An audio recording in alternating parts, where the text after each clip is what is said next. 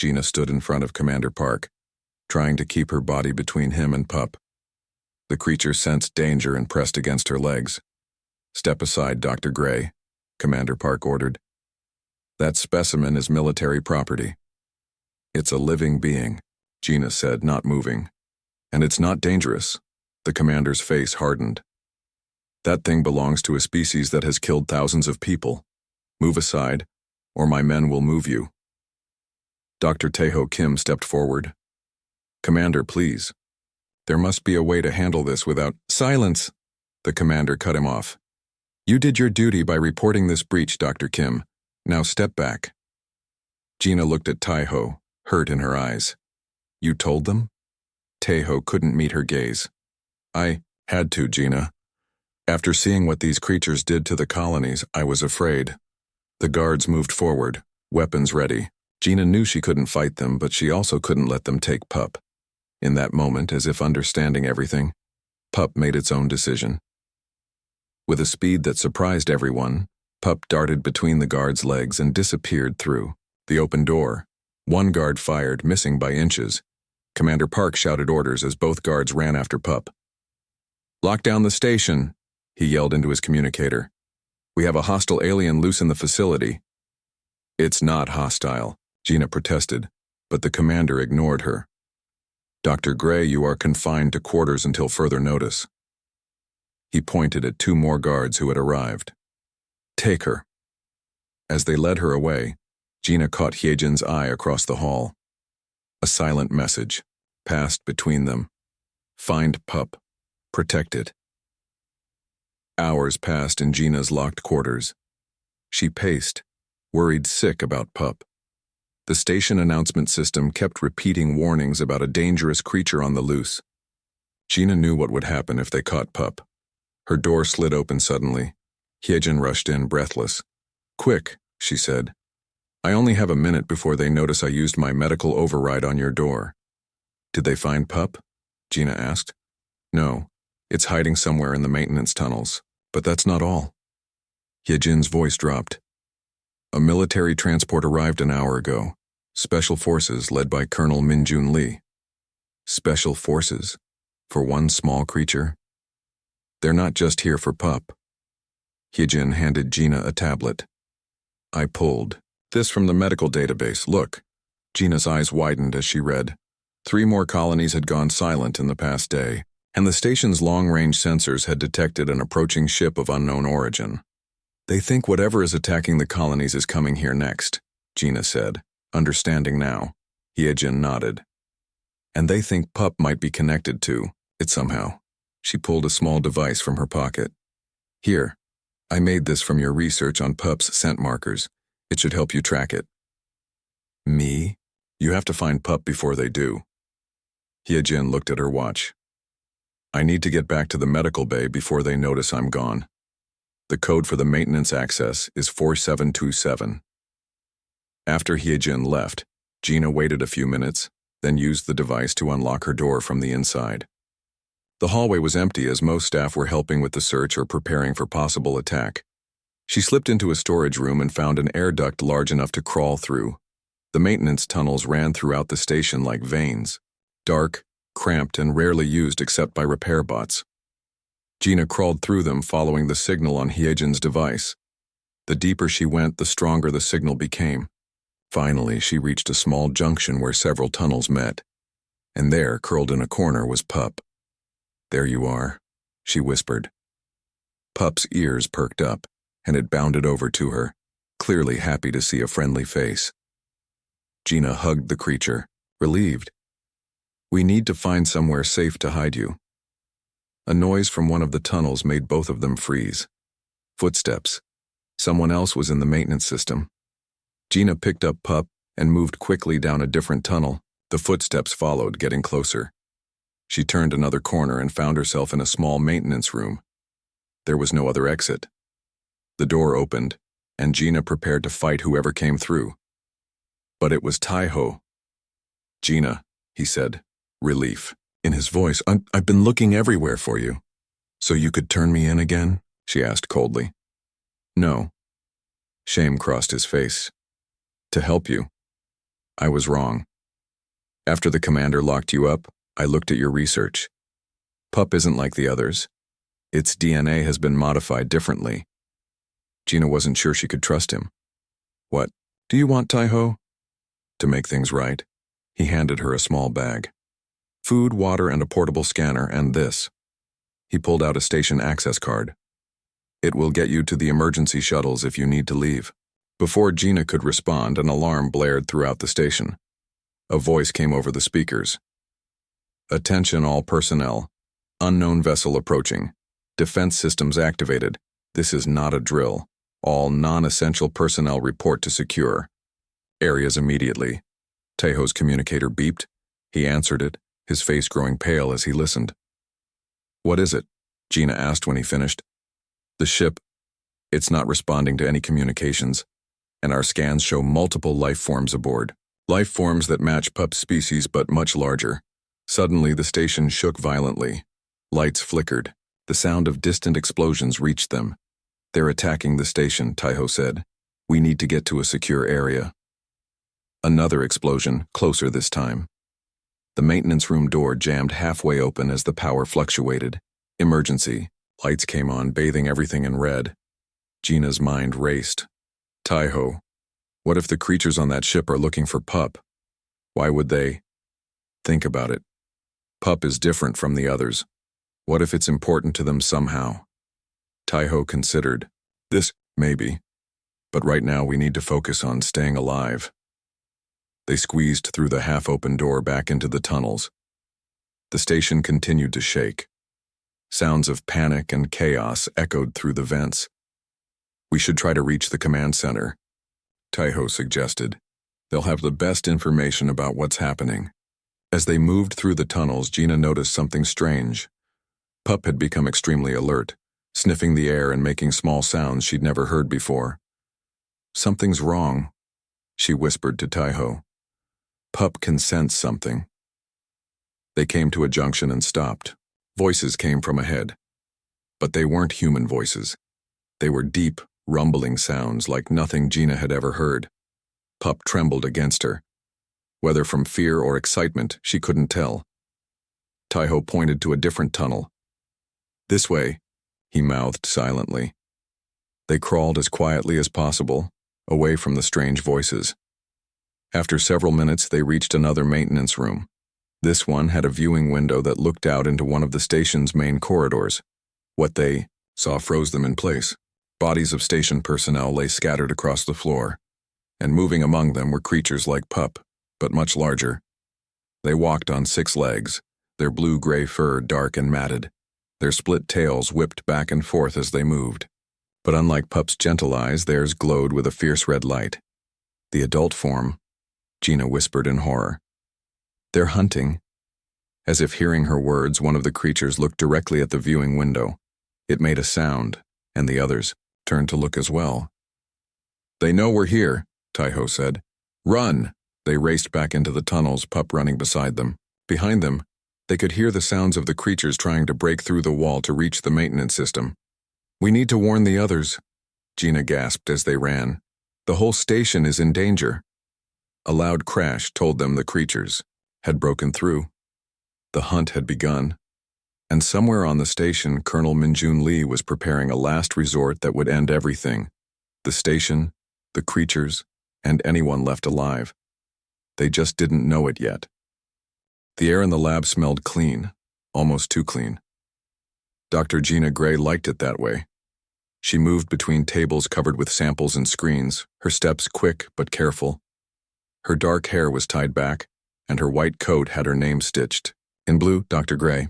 Log entry 347, Nereus 4 survey day 42, she said to the room. The computer picked up her voice and started recording. Weather conditions have finally cleared enough for Deep Valley exploration. Taking Research Pod 3 to the southern ravines today. She packed her field kit while talking. Tools for collecting samples went into special pockets. A small knife, some bags and devices that could scan life forms all found their place in her pack. Dr. Kim believes we won't find anything new. I disagree. She smiled to herself. Tai-Ho is smart, but he lacks imagination. The rain patterns, In the southern valleys create unique conditions. Something is living down there, I can feel it. The door opened with a soft hiss. Dr. Taeho Kim walked in, looking worried as usual. His round glasses sat perfectly on his nose, and his lab coat was buttoned all the way up, unlike Gina's open one. "You're really going down there today?" he asked. "The ground is still wet. It could be dangerous." Gina closed her pack. "That's why I'm going alone. Less risk for the team." "That's not what I know what you meant." She put a hand on his shoulder. "But this is why we came to Nereus 4, to discover new things." Taeho sighed. "Just be careful. The new military group arrived yesterday. Their commander keeps asking about our work." "Let him ask. We're scientists, not soldiers." She grabbed her pack and headed for the door. "I'll be back before dark." The research pod hummed as it flew over the green landscape. Nereus 4 was mostly forests and mountains, with deep valleys cutting through like wounds. Gina guided the small craft lower as she reached the southern ravines. Rain had fallen for weeks, making the usually dry valleys wet and alive. Perfect conditions for things that normally stayed hidden. Finding a flat spot, she landed the pod and stepped out. The air here smelled different, rich soil, new plants, and something else she couldn't name. She took out her scanner and began walking slowly, recording everything. 3 hours later, she had collected dozens of samples but found nothing truly new.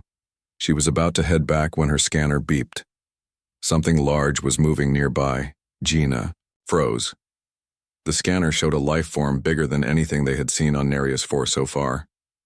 It was moving toward her. She reached for her emergency beacon but stopped. First contact with a new species was what she had hoped for. She took out a recording device instead and moved carefully toward some rocks where she could hide and watch. The creature came into view, and Gina had to cover her mouth to stay quiet. It looked like a mix between a wolf and something alien. About the size of a large dog, it had dark blue-gray fur, 6 legs, and a long tail that split into 2 at the end. Its head had 4 eyes, 2 large ones in front and 2 smaller ones on the sides. But what shocked Gina most was that it was young, a pup, and it was hurt. The creature limped, blood visible on one of its front legs. It moved to a small pool of water and drank, then lay down, clearly tired. Gina knew she should just watch and record. That was protocol. But the scientist in her was overcome by something else. Concern. The creature was suffering and she had medical supplies. Slowly, she stepped out from behind the rocks. The creature's head snapped up, all 4 eyes fixing on her. It didn't run or attack. It watched. "It's okay," Gina said softly, knowing it couldn't understand her words but might understand her tone. "I won't hurt you." She took small steps forward, keeping her hands visible. The creature's 2-part tail moved slightly, but it didn't show fear or aggression. When she was 10 feet away, she stopped and slowly opened her medical kit. She took out a spray that helped stop bleeding and showed it to the creature. "This will help," she said, "but I need to get closer." To her amazement, the creature seemed to understand. It stayed still as she approached, only flinching slightly when she knelt beside it. "Incredible," she whispered. The creature's intelligence was obvious. It watched her with clear awareness in its eyes. Gina sprayed the medicine on its leg. The creature made a soft sound, but didn't move away. Up close, she could see more details. Its fur wasn't just blue-gray, but had patterns like stars in it. And its saliva, dripping from its mouth, had an unusual glow. She took a small sample of the saliva with a swab, careful not to alarm the creature. Then she bandaged its leg. "There you go," she said when she finished. "All better." The creature stood up, testing its leg. Then it did something Gina never expected. It moved closer and pressed its head against her hand, like a dog seeking to be petted. Stunned, Gina gently touched its head. The fur was soft and warm. "You're something special, aren't you?" she said quietly. Her scanner beeped again, this time with an alert. The pod was detecting an approaching storm. She needed to leave. Looking at the creature, she made a quick decision. Want to come with me? Just until you're healed? As if understanding, the creature followed her to the pod. Gina helped it inside, her mind racing with questions and excitement. Back at the research station, Gina smuggled the creature into her personal lab. She knew bringing back alien life without clearance was against rules, but she couldn't leave it injured. And something about this creature seemed important. She set up a comfortable space for it and ran basic tests. The results were surprising. The creature's DNA was unlike anything in their database, and its saliva contained compounds unknown to science. I'll call you Pup for now, she told it as it curled up in the makeshift bed she had made.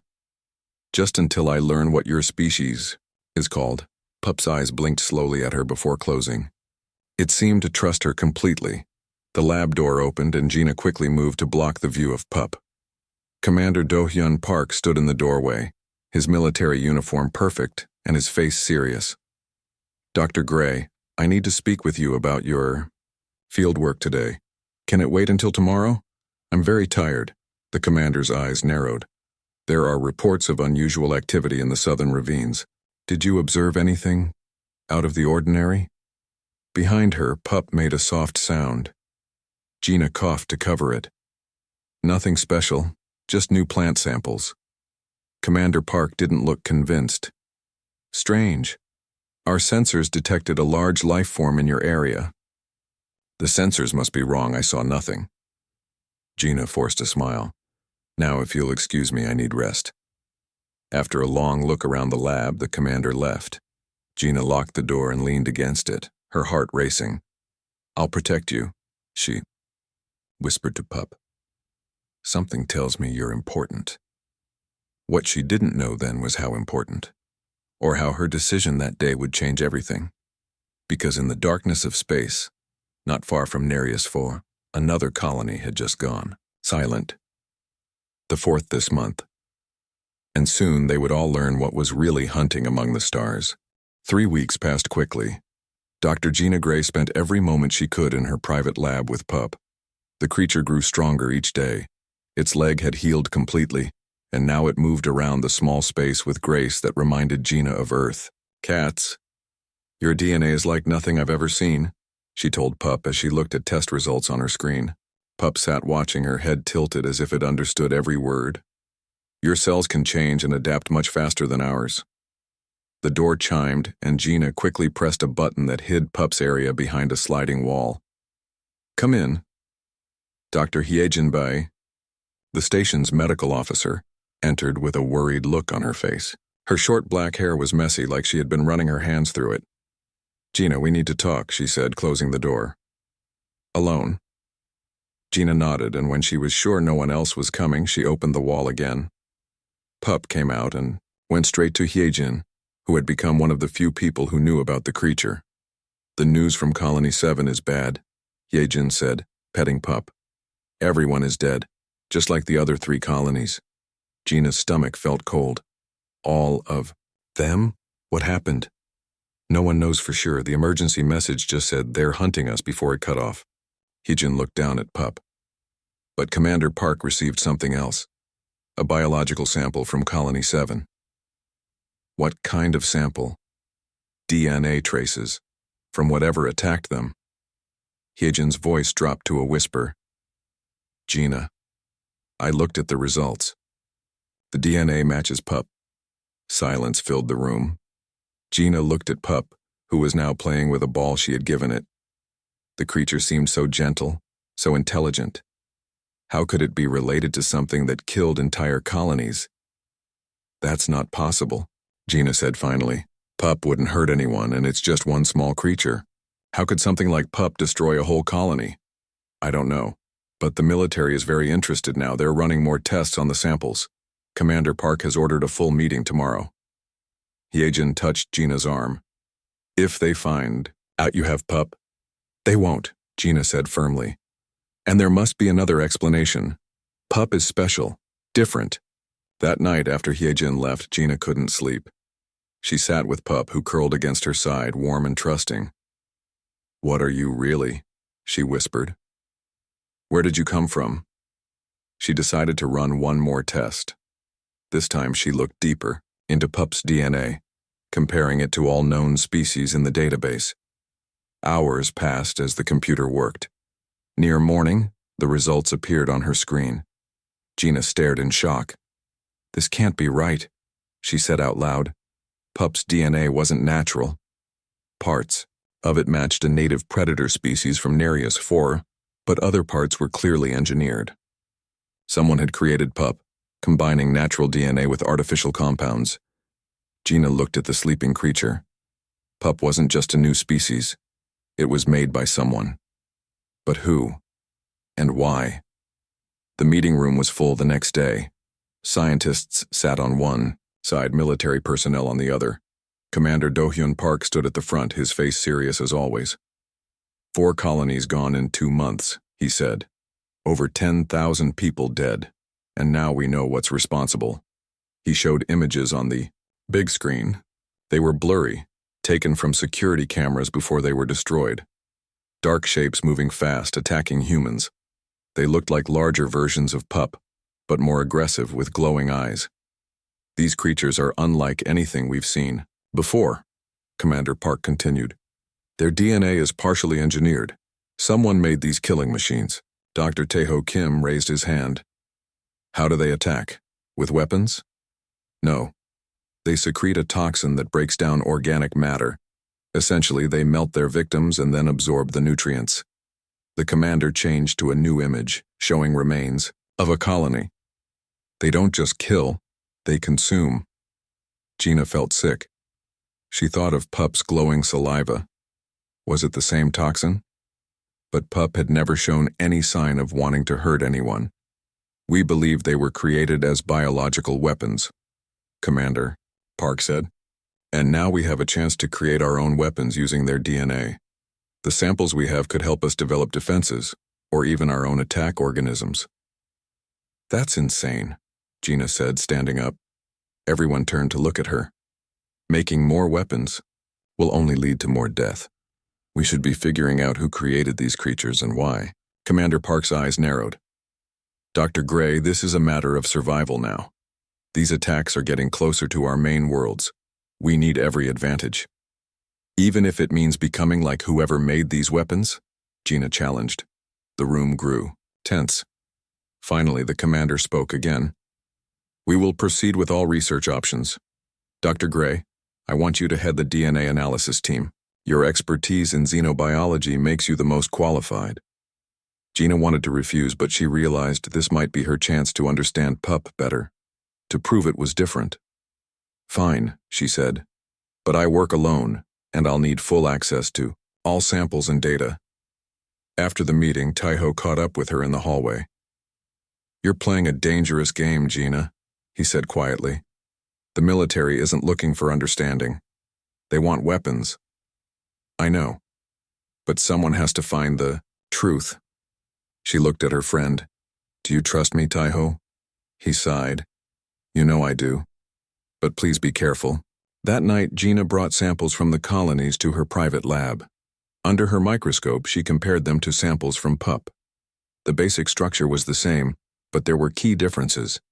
The colony samples showed aggressive growth, while Pup's cells were more stable, and Pup's saliva, while containing similar compounds to the toxin, was much weaker. You're not like them, she told Pup, who watched her work. You were made differently. But why? Her computer beeped. It had found something in the station's secure database, files that had been hidden, accessible only to military personnel. Gina hesitated, then used the emergency override code that Hyejin had given her. What she found made her blood run cold. The creatures hadn't been created by some unknown enemy. They were made in human labs, military labs, Project Apex they called it, an attempt to create the perfect biological weapon that could clear planets before human colonization. But the project had gone wrong. The creatures were too intelligent, too hard to control. And now they were loose. At the bottom of the file was the most shocking discovery. Test Subject 0, juvenile specimen, less aggressive variant. Deemed failure due to high intelligence and lack of hunting instinct. scheduled for termination. There was an image. It was Pup. "They made you," Gina whispered, looking at the creature that had trusted her from the first moment. "And they were going to kill you because you weren't violent enough." Pup came to her, sensing her distress, and pressed against her leg. The door to her lab slid open suddenly. Commander Park stood there with 2 armed guards. "Dr. Gray," he said coldly, "I think it's time you explained exactly what you've been hiding in your lab." Behind him, Gina could see Tejo's face filled with regret and fear. He had told them about Pup, and now everything was about to change. Gina, Tejo, and Pup raced through the maintenance tunnels. The sounds of the adult creatures grew louder behind them. Their heavy bodies made the metal floors shake as they followed. "In here," Tejo said, pointing to a small opening. They squeezed through into a narrow space between walls. The opening was too small for the larger creatures to follow. They sat in silence, barely breathing, as the adults prowled outside. Pup trembled against Gina's side. She could feel its rapid heartbeat. "Why are they hunting us?" Tejo whispered when the sounds moved away. "I don't know," Gina replied. "But we need to find Hyejin. She might be able to help us understand what's happening." The station's emergency lights flickered. Announcements came over the speakers, broken and hard to understand. Words like evacuation and emergency cut through the static. "We need to get to a terminal," Gina said. "Find out what's going on in the rest of the station." They moved carefully through the walls until they found a small access point to a research lab. The lab was empty, equipment thrown across the floor from the attack. Tejo went to a computer terminal while Gina kept watch at the door.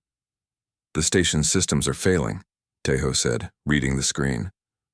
"Life support is damaged. They're evacuating everyone to the lower levels where the emergency shuttles are." "And the creatures?" Gina asked. "Reports show at least 20 of them throughout the station. They're hunting systematically, section by section." A voice came from the hallway outside. "Hello? Is anyone in there?" Gina and Tejo froze. Pup growled softly.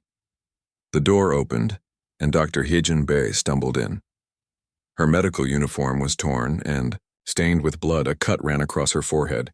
"Hyejin." Gina ran to help her friend to a chair. "Are you hurt?" "Not badly," Hyejin said, wincing. "But the medical bay is gone. Those things, they killed everyone." Gina found a first aid kit and started cleaning Hyejin's wound. "How did you escape?" "Hid in a supply closet. They passed right by me." Hyejin looked at Pup. "It's strange, I could smell them as they walked by. They have a strong scent, like Pup, but sharper, more aggressive. I think they track by smell." Tejo, still at the terminal, suddenly stood straight up. "You need to see this," he said, his voice tight with fear. On the screen was a classified, military file.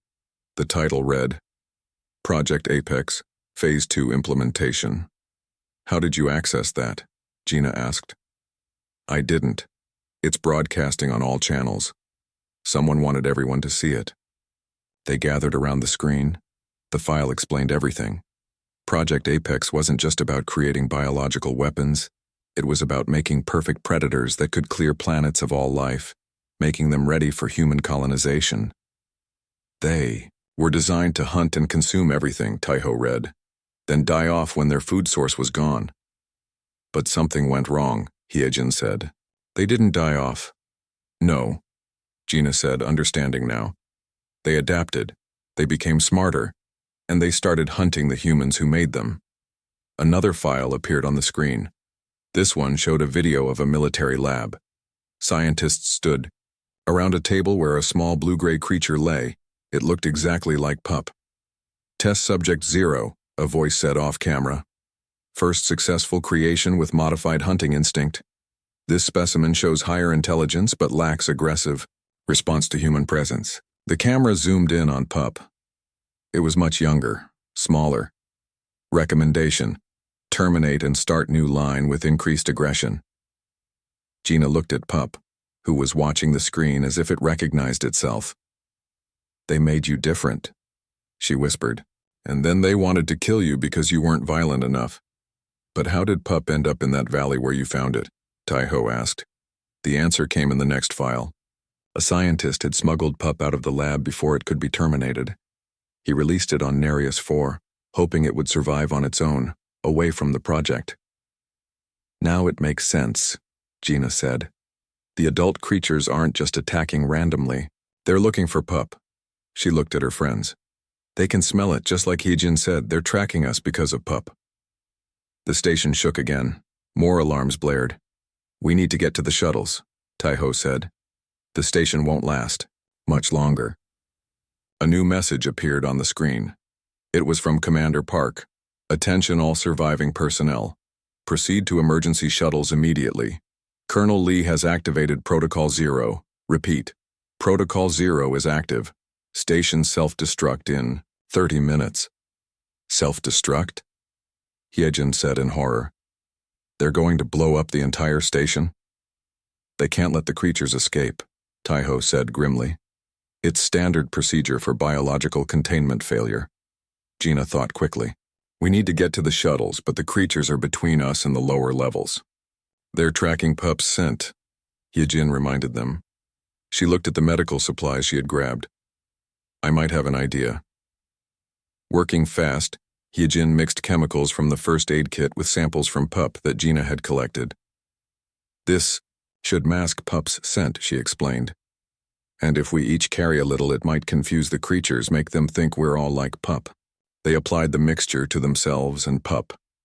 Then they gathered what supplies they could find and headed for the lower levels. The station was in chaos.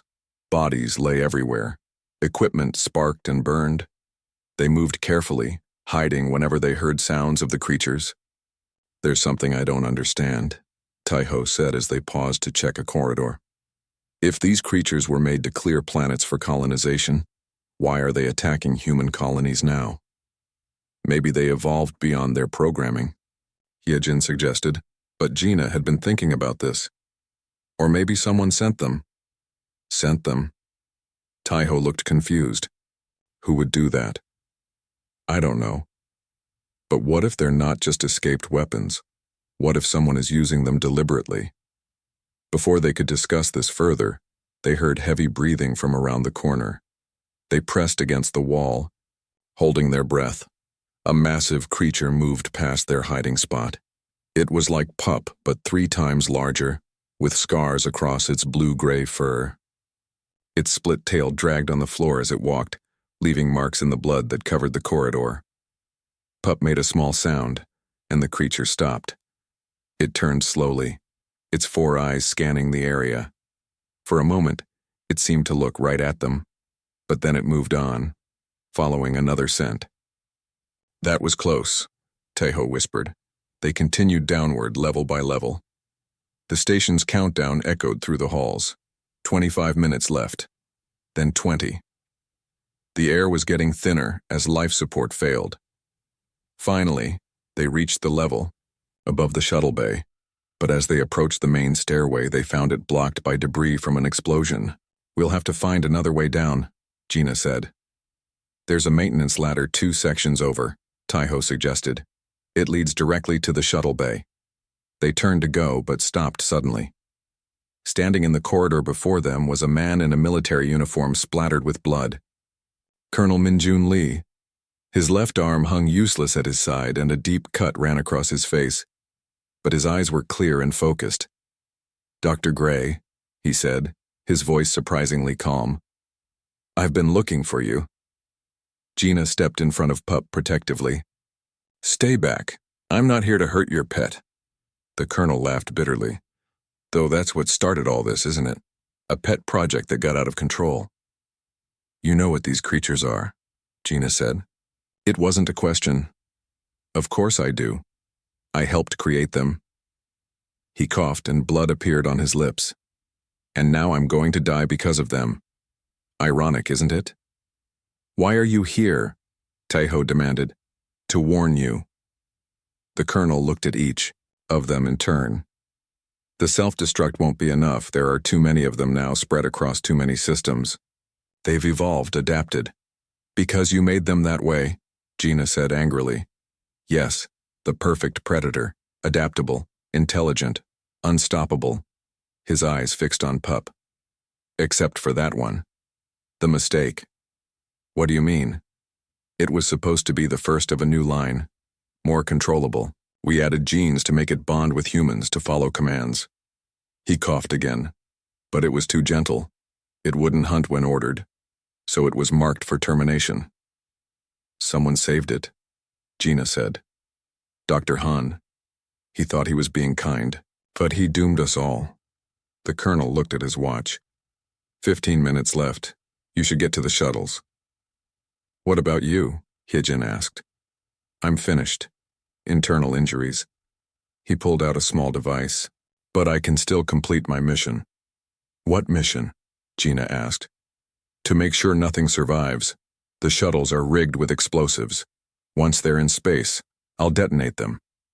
Horror filled Gina. You can't. There are people on those shuttles. Necessary. Sacrifice, the colonel said. We can't risk any of these creatures reaching other worlds. Before anyone could move, the colonel raised a gun with his good arm. I'm sorry, he said, aiming at Pup. But it has to end here. Taiho moved faster than Gina had ever seen him move. He threw himself at the colonel just as the gun fired. The shot went wild, hitting the ceiling. The two men fell to the floor, struggling for the weapon. Go, Taiho shouted. Get to the shuttles. Gina hesitated, not wanting to leave her friend. Go, Taiho repeated. I'll catch up.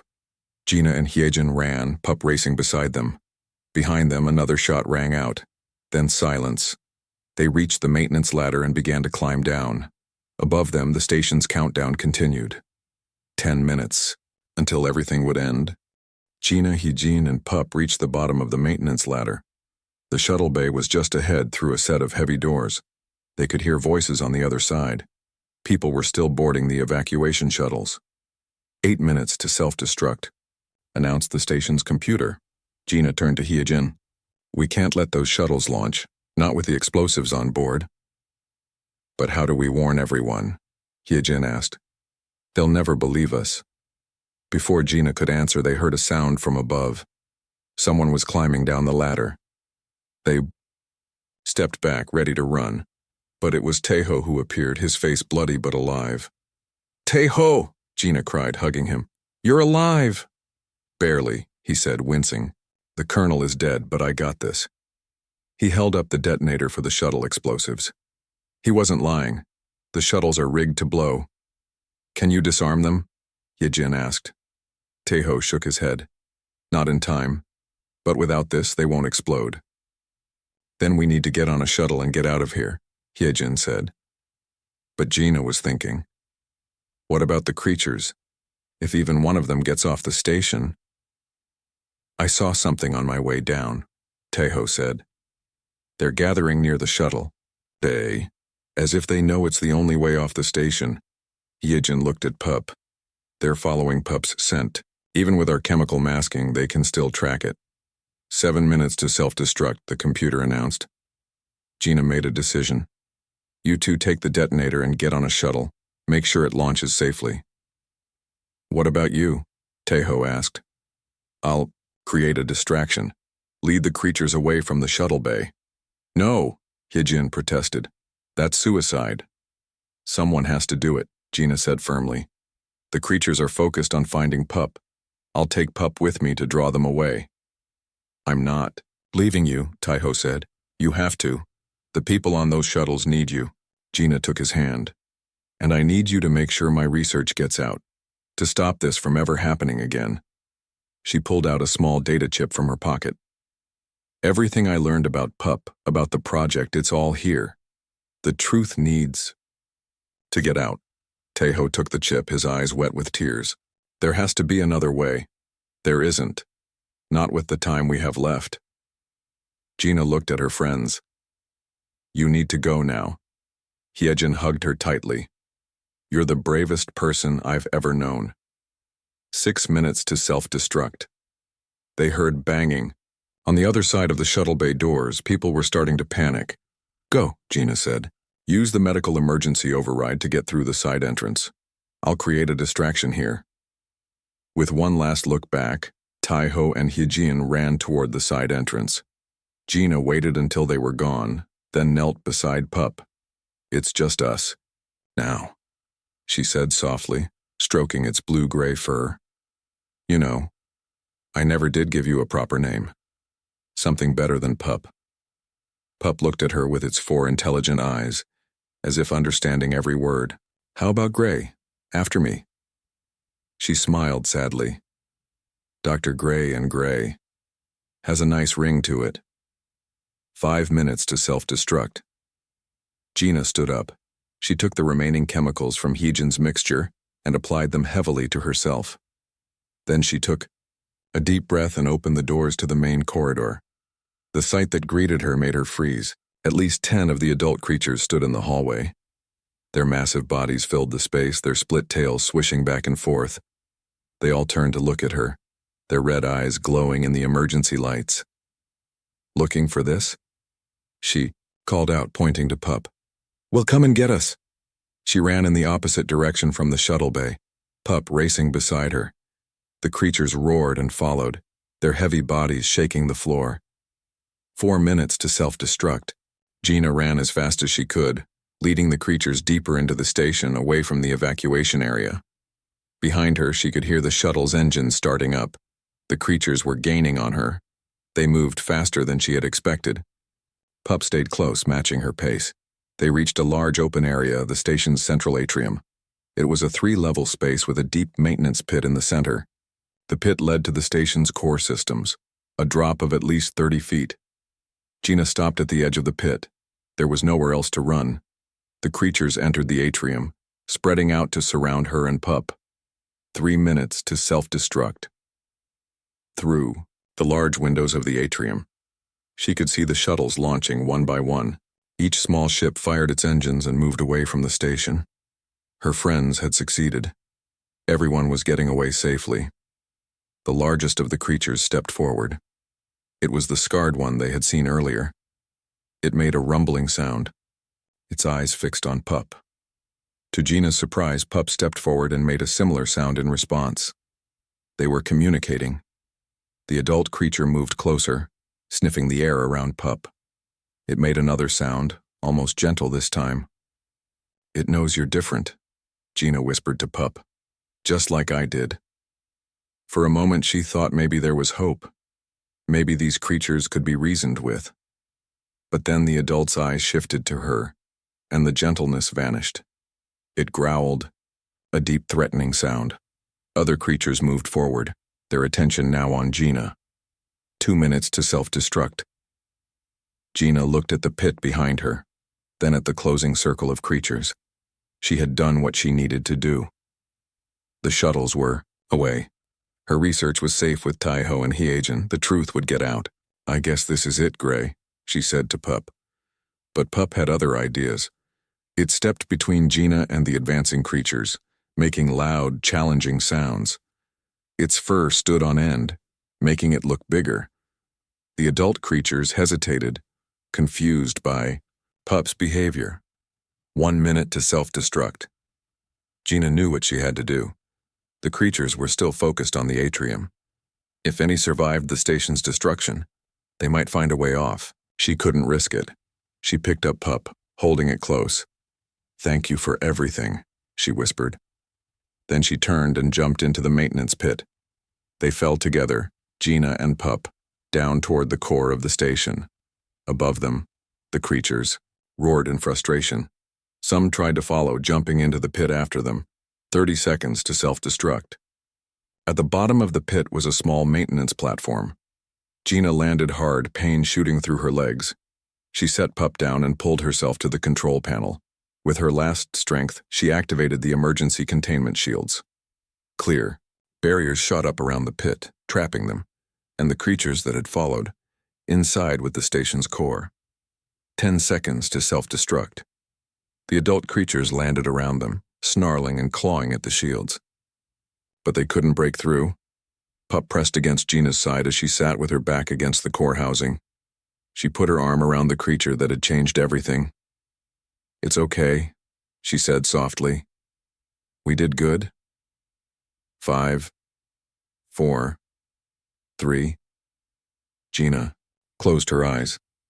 In her mind, she saw green valleys and open skies, a place where creatures like Pup could live in peace, not as weapons, but as the intelligent beings they were. 2. 1. In her last moment, Dr. Gina Gray felt Pup's warmth against her. The creature that had been created to destroy had stayed, to protect, and somehow, that made everything worth it. 3 months later, on a planet far from Nereus IV, Taiho stood before the Council of Colonies. Representatives from all human settlements had gathered to hear the truth. Dr. Gina Gray gave her life to save us all, he said, his voice strong despite his grief. But more importantly, she discovered the truth about Project Apex. The creatures that destroyed our colonies were not alien invaders, but our own creation. Weapons made by our military, designed to clear planets for colonization. He held up the data chip Gina had given him. Her research proves it, and it shows us something else, a better way. The creature she called Pup was different. It had been modified to be more intelligent, less aggressive. It showed us that we can choose a different path. Beside him, Hyejin stepped forward.